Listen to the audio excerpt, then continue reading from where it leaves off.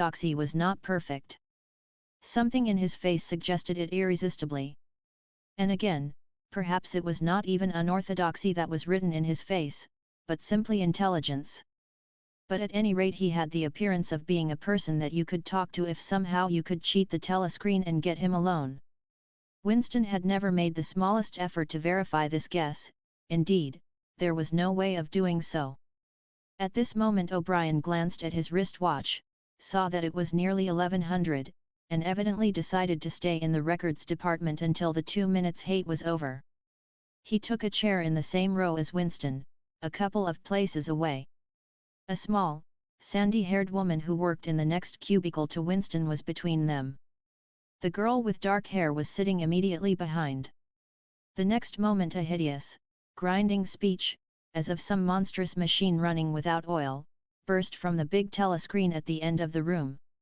It was a noise that set one's teeth on edge and bristled the hair at the back of one's neck. The hate had started.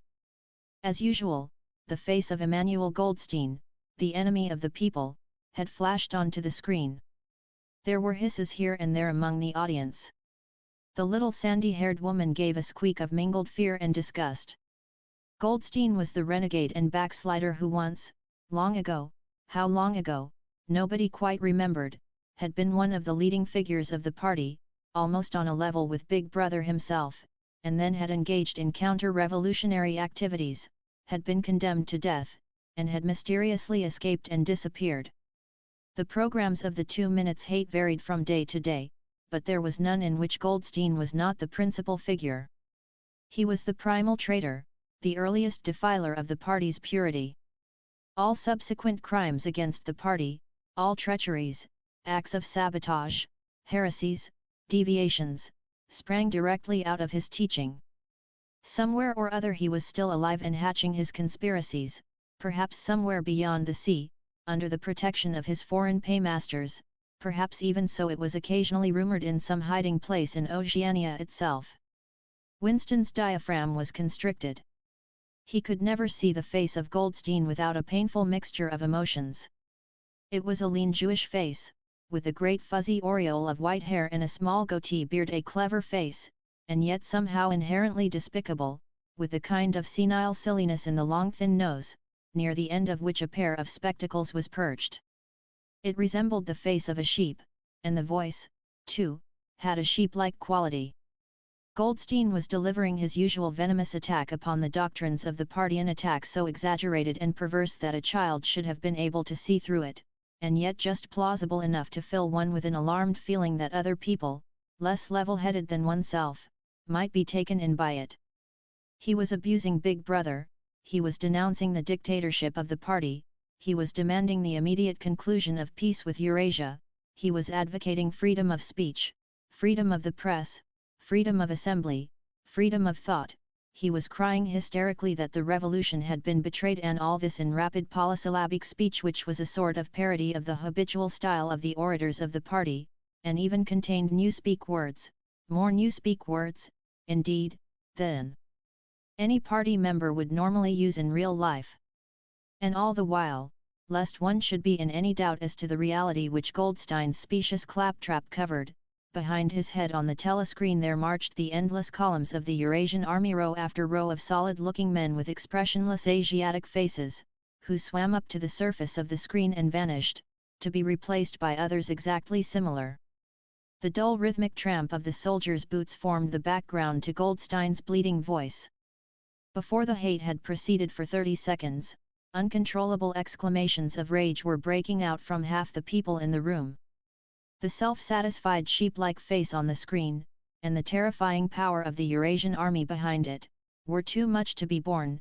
Besides, the sight or even the thought of Goldstein produced fear and anger automatically. He was an object of hatred more constant than either Eurasia or Eastasia, since when Oceania was at war with one of these powers it was generally at peace with the other. But what was strange was that although Goldstein was hated and despised by everybody, although every day and 1,000 times a day, on platforms, on the telescreen, in newspapers, in books, his theories were refuted, smashed, ridiculed, held up to the general gaze for the pitiful rubbish that they were, in spite of all this, His influence never seemed to grow less. Always there were fresh dupes waiting to be seduced by him. A day never passed when spies and saboteurs acting under his directions were not unmasked by the thought police. He was the commander of a vast shadowy army, an underground network of conspirators dedicated to the overthrow of the state. The Brotherhood, its name was supposed to be. There were also whispered stories of a terrible book, a compendium of all the heresies, of which Goldstein was the author and which circulated clandestinely here and there. It was a book without a title. People referred to it, if at all, simply as the book. But one knew of such things only through vague rumors. Neither the Brotherhood nor the book was a subject that any ordinary party member would mention if there was a way of avoiding it. In its second minute the hate rose to a frenzy. People were leaping up and down in their places and shouting at the tops of their voices in an effort to drown the maddening bleating voice that came from the screen. The little sandy-haired woman had turned bright pink, and her mouth was opening and shutting like that of a landed fish. Even O'Brien's heavy face was flushed. He was sitting very straight in his chair, his powerful chest swelling and quivering as though he were standing up to the assault of a wave. The dark-haired girl behind Winston had begun crying out "Swine! Swine! Swine!" and suddenly she picked up a heavy Newspeak dictionary and flung it at the screen. It struck Goldstein's nose and bounced off. The voice continued inexorably. In a lucid moment Winston found that he was shouting with the others and kicking his heel violently against the rung of his chair. The horrible thing about the 2 minutes hate was not that one was obliged to act a part, but, on the contrary, that it was impossible to avoid joining in. Within 30 seconds any pretense was always unnecessary. A hideous ecstasy of fear and vindictiveness, a desire to kill, to torture, to smash faces in with a sledgehammer, seemed to flow through the whole group of people like an electric current, turning one even against one's will into a grimacing, screaming lunatic. And yet the rage that one felt was an abstract, undirected emotion which could be switched from one object to another like the flame of a blow lamp. Thus, at one moment Winston's hatred was not turned against Goldstein at all, but, on the contrary, against Big Brother, the party and the thought police, and at such moments his heart went out to the lonely, derided heretic on the screen, sole guardian of truth and sanity in a world of lies. And yet the very next instant he was at one with the people about him, and all that was said of Goldstein seemed to him to be true. At those moments his secret loathing of Big Brother changed into adoration, and Big Brother seemed to tower up, an invincible, fearless protector, standing like a rock against the hordes of Asia, and Goldstein, in spite of his isolation, his helplessness and the doubt that hung about his very existence, seemed like some sinister enchanter, capable by the mere power of his voice of wrecking the structure of civilization. It was even possible, at moments, to switch one's hatred this way or that by a voluntary act. Suddenly, by the sort of violent effort with which one wrenches one's head away from the pillow in a nightmare, Winston succeeded in transferring his hatred from the face on the screen to the dark-haired girl behind him. Vivid, beautiful hallucinations flashed through his mind. He would flog her to death with a rubber truncheon. He would tie her naked to a stake and shoot her full of arrows like Saint Sebastian. He would ravish her and cut her throat at the moment of climax. Better than before, moreover, he realized why it was that he hated her. He hated her because she was young and pretty and sexless, because he wanted to go to bed with her and would never do so, because round her sweet supple waist, which seemed to ask you to encircle it with your arm, there was only the odious scarlet sash, aggressive symbol of chastity. The hate rose to its climax. The voice of Goldstein had become an actual sheep's bleat, and for an instant the face changed into that of a sheep. Then the sheep face melted into the figure of a Eurasian soldier who seemed to be advancing, huge and terrible, his submachine gun roaring, and seeming to spring out of the surface of the screen, so that some of the people in the front row actually flinched backwards in their seats.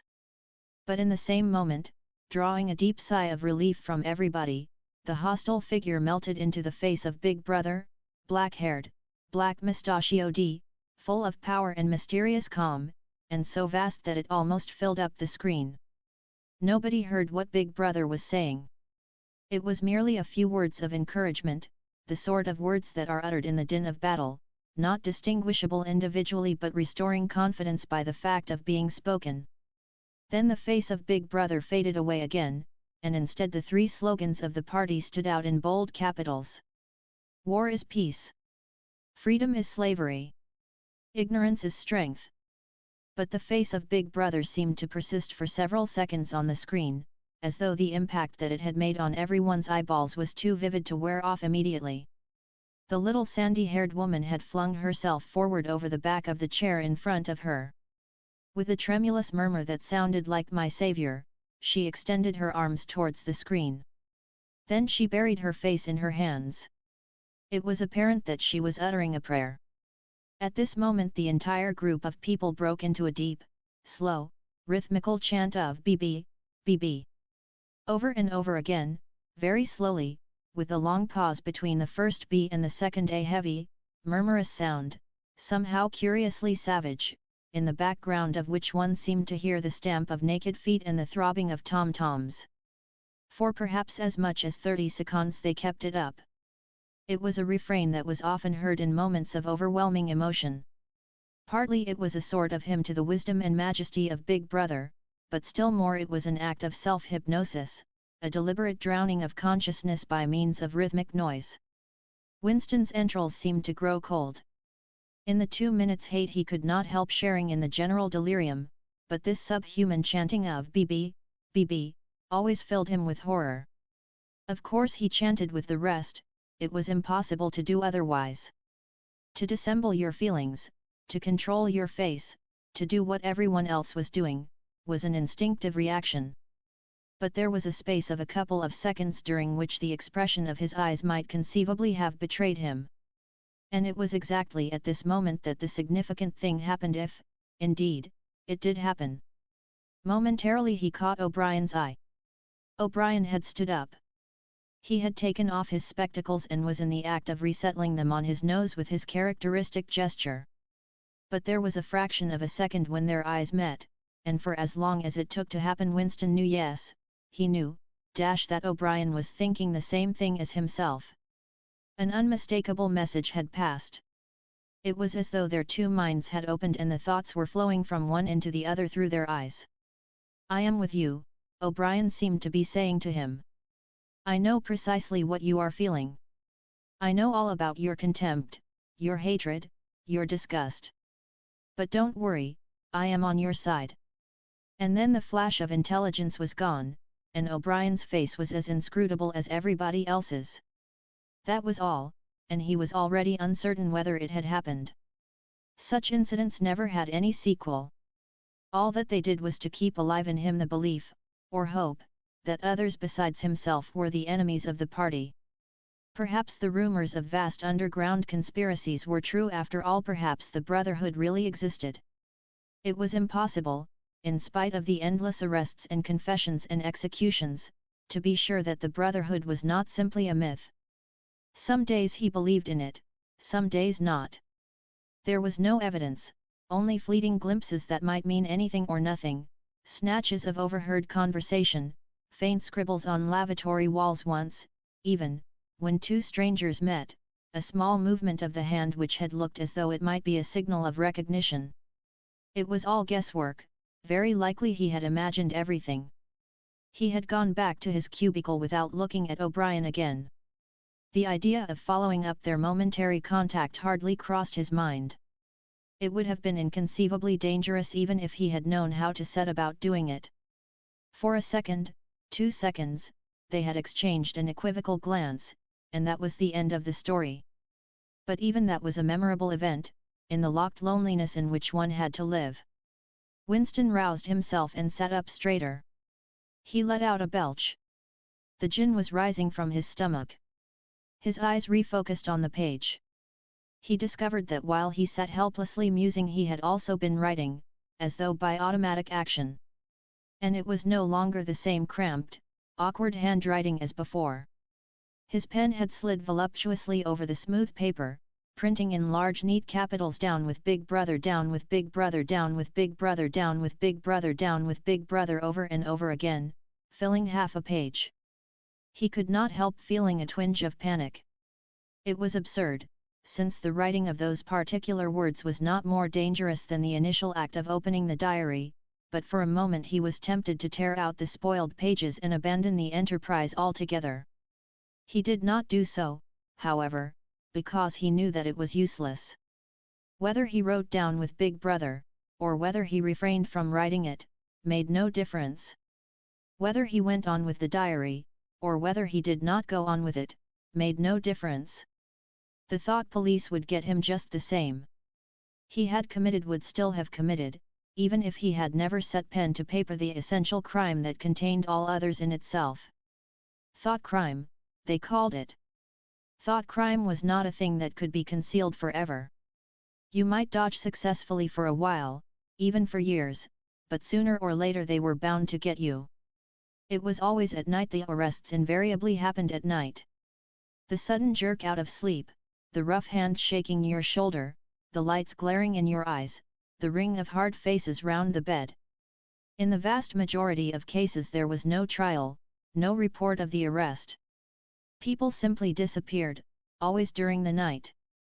Your name was removed from the registers, every record of everything you had ever done was wiped out, your one-time existence was denied and then forgotten. You were abolished, annihilated, vaporized was the usual word. For a moment he was seized by a kind of hysteria. He began writing in a hurried untidy scrawl, "They'll shoot me, I don't care, they'll shoot me in the back of the neck, I don't care, down with Big Brother, they always shoot you in the back of the neck, I don't care, down with Big Brother." He sat back in his chair, slightly ashamed of himself, and laid down the pen. The next moment he started violently. There was a knocking at the door. Already. He sat as still as a mouse, in the futile hope that whoever it was might go away after a single attempt. But no, the knocking was repeated. The worst thing of all would be to delay.